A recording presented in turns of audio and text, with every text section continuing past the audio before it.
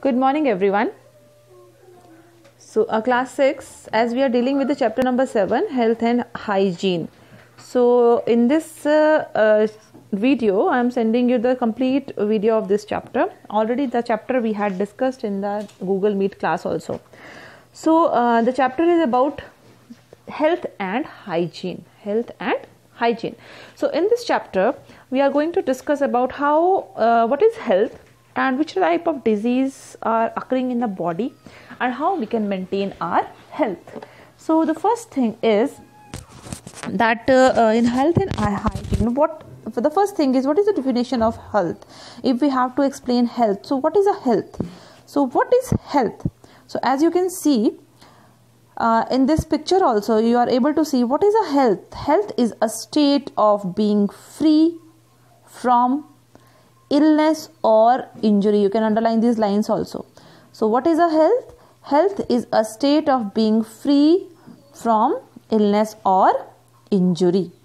So when the person is free from injuries, the person should be free from injuries, free from any disease.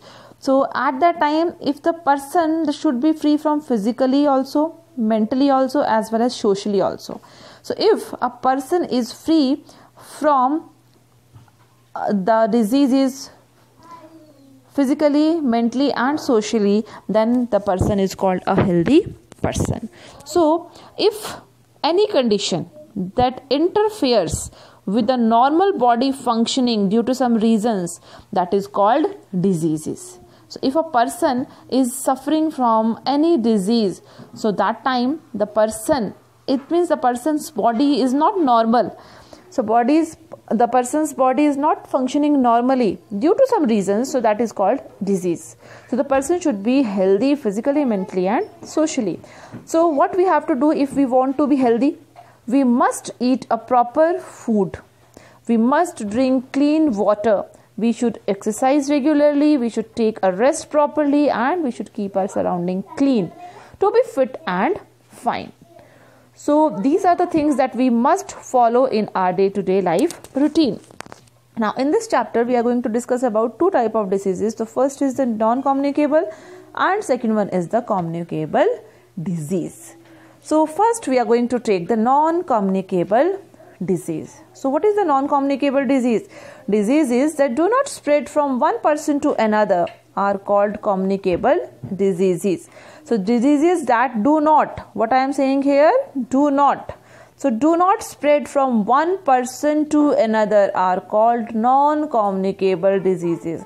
So if they are not passing from one person to another, how they are causing the disease in the body? So if there is a deficiency of any nutrient in the body, or if any organ of the body is not functioning properly, so that time the person suffers from non-communicable disease. So the deficiency of nutrients, as we know children, there are 5 types of nutrients that we take in our body. So if vitamins are lacking in our body, carbohydrates are lacking in the body, or proteins are lacking in the body, it means our body is suffering from any disease.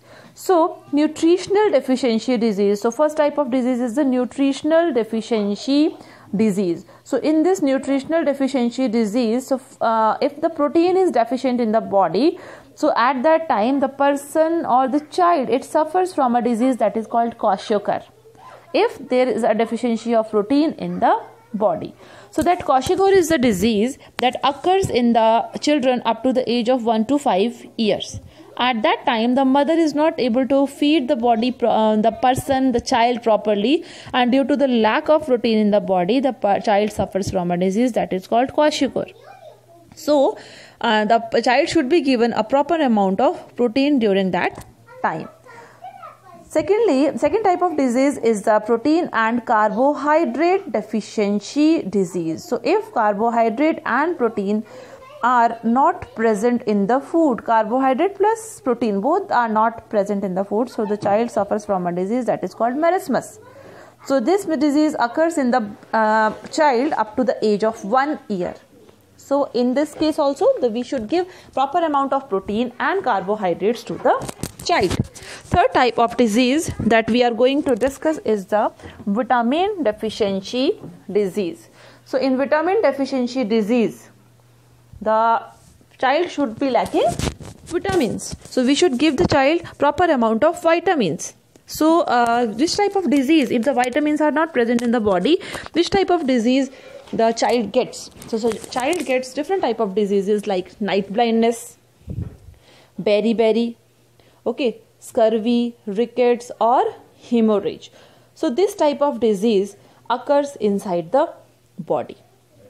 So you can see in this chart also, children, iron, iodine, calcium, phosphorus, these are the minerals. And the vitamins, which type of vitamins are present here? So these are the vitamin A, vitamin B, C, D, E and K. So if vitamin A is not present in the body, person suffers from night blindness. So you can see night blindness. In night blindness, the person is not able to see properly. The person is having the poor vision in the dim light. Dim light means if a little light is there, we are able to see. But if the person is suffering from night blindness, the person is not able to see properly in the dim light. Second is beriberi. Beriberi occurs in the body due to the loss of muscle strength. If the person is suffering from beriberi, it means vitamin B is lacking in the body. So the person's muscles will not have too much strength. The person is not able to stand. So at that time, the person suffers from a disease that is called paralysis. Next is the third type of disease, the scurvy. So scurvy, what is scurvy, children? In the scurvy, as we know, sometime when we brush, blood comes out from the teeth. So it means if too much blood is coming out from the teeth and you have a pain in your gums, so maybe the person is suffering from scurvy. So if little blood is there, then it's okay. But if too much blood is coming out while brushing and even without brushing also, and you have a pain in the gums, so it means the child is suffering from scurvy. So if we take vitamin C in a proper amount, that can be avoided. The fourth type of disease is the rickets. So in this rickets also, just like see that picture, if the child is having lack of vitamin D, so you can see in the first picture the legs are straight. These legs are straight, but in this case the legs are curved. The legs are curved in this case. Okay, so if the legs are curved, means the child is not having vitamin D in a proper amount. Then this type of disease, when the bones bend, because the bones are soft, so that is called rickets. And the fifth type of disease is the hemorrhage. So what happened during hemorrhage? Hemorrhage, the blood from a ruptured vessel. If suppose you get hurt, if you get hurt and there is a rupturing of the blood vessels, so the blood will not stop coming out. Continuously the blood will come out. So it is also occurring in the body due to the deficiency of vitamin K. After that, some diseases like mineral deficiency diseases. So these are the diseases like rickets, cretinism, goiter and anemia. These are the mineral deficiency diseases. Now come to the next page. There are some diseases like diabetes. So in diabetes also, you can see in diabetes, if a person is having the problem of diabetes, so what happens? In our body we have pancreas.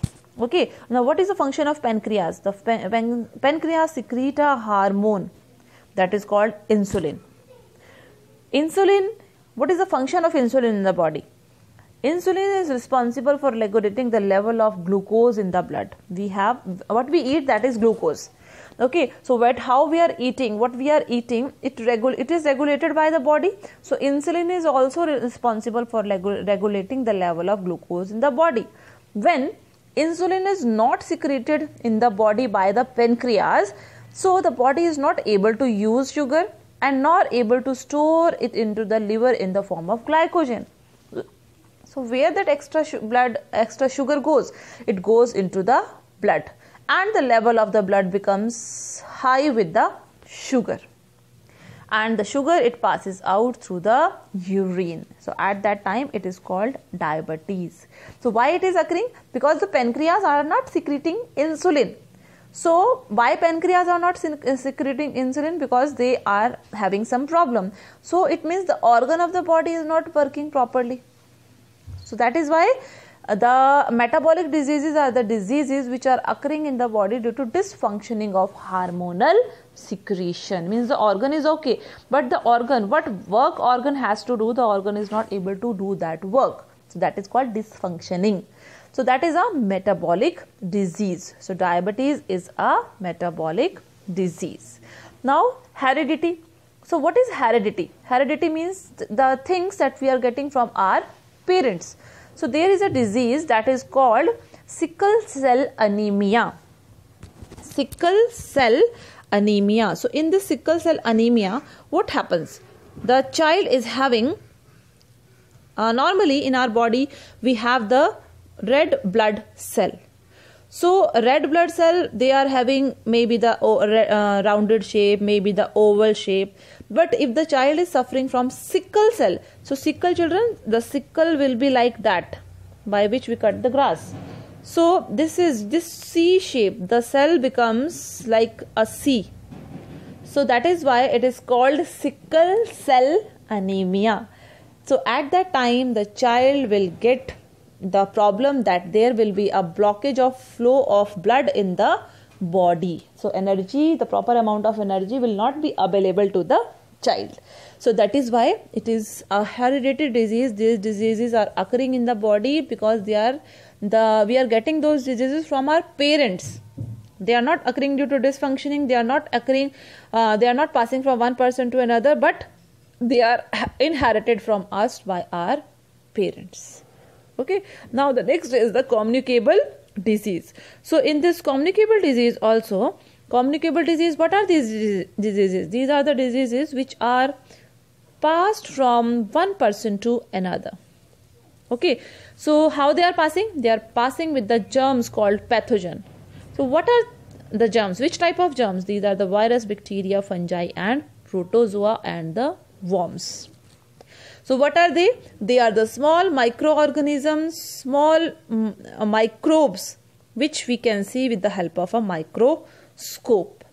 So that is why these diseases are called communicable diseases, because they can be passed from one person to another.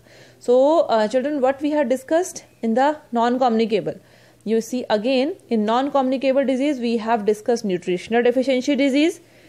In nutrition deficiency disease, the first is the protein deficiency, second is the protein and carbohydrate deficiency, third is the vitamin deficiency, and fourth is the mineral deficiency. And after that we had discussed about the metabolic disease and the hereditary disease. So all these are the non-communicable diseases. And now we have started the communicable diseases. So as I have told you, communicable diseases are passing through the body with the help of some pathogen like bacteria, virus, protozoa, fungi, worms, etc. So in this you can see that picture, one child is there. Okay, you can see this picture, one child is there, and on the body of the child some dots are there, these dots are there, some rashes are there, and the child is suffering from cold. Okay, and the child is you can see the nose is having the watery substance. So that watery substance contain the viruses. Now what is happening? Suppose the child is suffering from common cold, maybe from the chicken pox, maybe from the measles, maybe from the whooping cough. So what happens? From this child the disease is transferred to another person. If the child is going to sneeze, the virus will spread. If someone comes and touches the body of this child, the disease will transfer. If the child is the things used by this child is touched by other person, so maybe the disease will be transferred to other person's body.